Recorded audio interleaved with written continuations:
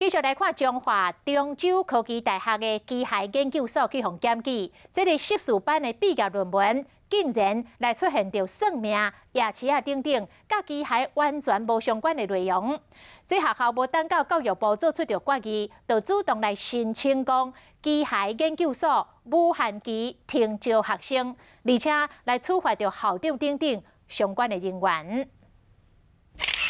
论文题目：命理甲地理对企业经营成效的影响，也有观光夜车服务场景、体验价单、幸福感甲行为意图关系研究。另外，像国小高年级学生偶像崇拜甲社会行为关系研究，这拢是中州科技大学机械甲自动化工程技术硕士班102年到107年毕业论文，内容甲机械领域完全无关系。 你一个机械科系写命理的东西当你的论文，很扯啊！进前教部接到检举硕士班论文有够限，正开会决定敢要甲停招的时，校方主动申请无限期停招，并且将校长、副校长、系主任等职员拢记过。校长跟副校长是记大过一次，包含本人。除了无限期间的招生之外，针对本校研究所内的。